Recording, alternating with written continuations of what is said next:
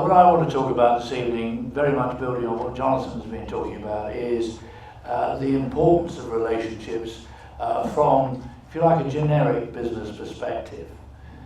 Now, I think in business today we know that technology is driving everything, but in particular it's driving transparency, and that is having a very significant impact upon society and how society is viewing business and how business needs to react to society. I think we're also seeing that individuals are becoming, and I'm talking about collectively, individuals are becoming increasingly unhappy. Since the financial crisis, the wealth gap, which had been going down for the last 50 years, has increased again. And that is making individuals increasingly unhappy with business, and as a consequence, I think we're at an inflection point, and it's one where I believe that, well, it's undoubtedly a boardroom issue today. And we have the director's duties of set out in the section 172 of the Companies Act, and being here in Linklater's, I'm sure many of you know it much better than I do, but the role of the director is very much about focusing upon the long-term success of the organisation, and not just thinking about the investors, but also thinking about the employees, the suppliers, the customers, and of course the environment itself. And it's very much embracing the 6 capitals that Jonathan was talking about from an integrated reporting perspective, and also being the guardian of the organisation's reputation. So most of what I've been talking about there is a lot about people, it's a lot about relationships. And in fact, I would say that business is really only about 2 things. Has it got enough money to then be able to do what it needs to do, and the people who, and what it does is decisions taken by individuals, and so relationships is at the heart of it. Now, I'm an accountant, and 30 or 40 years ago, the majority of the value of a business sat on the balance sheet. Over 80% of the value of a business sat on its balance sheet. We were all very comfortable at that point. Now that figure is well under 20%, and it is going down. So where is that value now? It's in brands, it's in people, it's in intellectual property.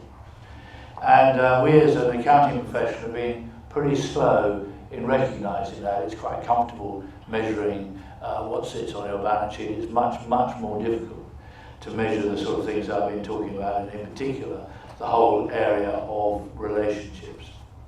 But the fact is that it is those relationships which are key to value, and they're key to value creation. And if we look at the things that have been going wrong recently from a business perspective, and it's just been mentioned of BP and the Deepwater Horizon, relationships with your suppliers. The retail supply chain is continually being attacked by individuals as being unhappy with that. We had Starbucks and the fact they weren't paying tax over here. Again, the customer in this case reacting, as they were also with the horse meat scandal, which is also a retail issue. You have the supply chain in terms of health and safety in clothing factories in Asia. You have the finance function, the finance industry continually focusing on mis-selling, certainly up until 2008. And Volkswagen more recently, corruption, and in many instances, as you bring businesses together through mergers and acquisitions, value is destroyed rather than created. Now these are all about people, and they're all creating either a huge impact, and what I've talked about is generally negative impact, but it's also a very, very, very good and positive things happening as well. And it's always ultimately down to the decisions taken and how people behave. And I think that in terms of value creation, doing the right thing has never been more important. And in that regard, in a complex world, the question really is how can the board achieve long-term success within what are increasingly large organisations. And the FRC has just recently produced a culture report or report on culture and the importance of it within the business, which I was closely involved in. And it's something which businesses undoubtedly, and boardrooms are undoubtedly reacting to. So how can boards deal with this? Well, I think that the framework which is being discussed here tonight is incredibly valuable in that respect. Data is so important in all decision making. If you don't have good data, you're in effect navigating by flying blind. It's not a good place to do it. It's not a good thing to mix your metaphors either. But what is very easy to do in the boardroom, or relatively easy to do in the boardroom, is to set your purpose, your objectives, and your values. But actually, how do you get those delivered? How do you incentivize people to operate and work in a strong, connected way? And this is not just about money, this is about the quality of relationships and the way that you do things.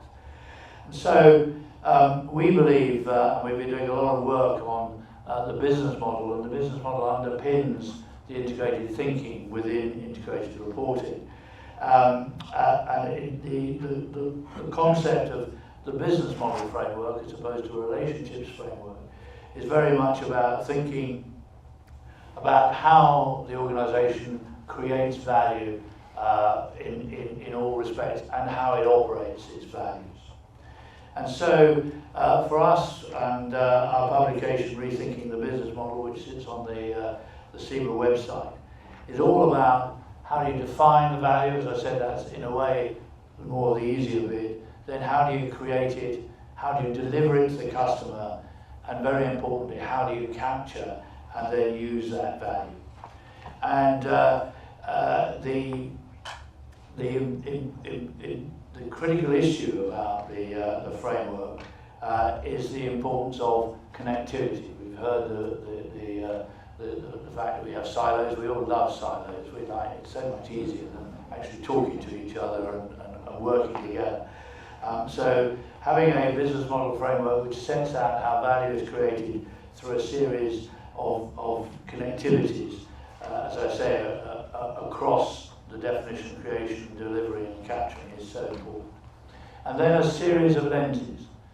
And those lenses are all sorts of things. They're all in terms of KPIs and so forth, but relationships is one of those hugely important ones. It's also about aligning the metrics and the key performance indicators.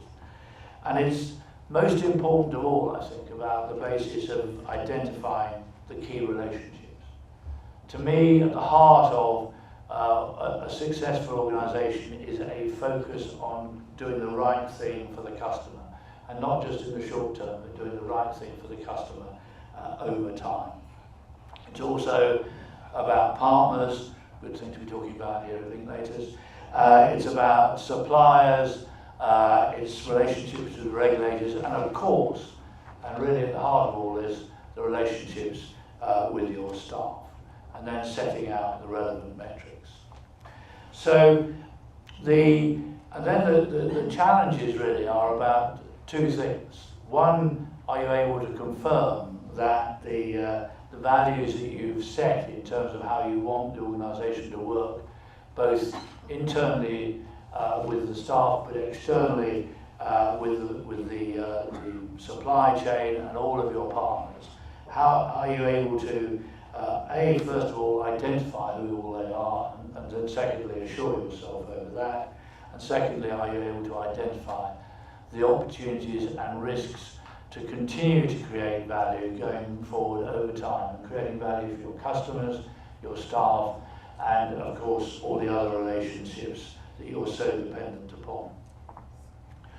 And a very, very important part about then your business model is actually what do you do with the value you've created from your customers. And in that regard, normally you find that boards take these decisions sort of one at a time. How much they're going to pay to a dividend, in terms of dividends, repay to their investors. How much are you going to reinvest in the business? How much are you going to give out as bonuses to your senior staff? And how much are you paying in terms of tax and so forth? But actually, you should look at that as one holistic decision in terms of thinking you've got 100 as your surplus. How are you going to share that and prioritise that effectively so that you're driving both the long-term success of your business and how that business fits within society? So I think the really important issue in terms of building using a business model framework is that you're able to understand how value is created, how you're making money, but how you're creating value for all of your stakeholders, how your resources are then being used, but most importantly, how you're managing and incentivising and building relationships both internally with your staff, but externally with all the people you need to work with. So the work here in the framework on the relational lens is so important. It's so relevant, and it's key to embed it within your organisation. And if you don't do that, your business is unlikely to have that long-term success, because other people will build it into their relationship with capital, and the competition will take over. Thank you very much indeed.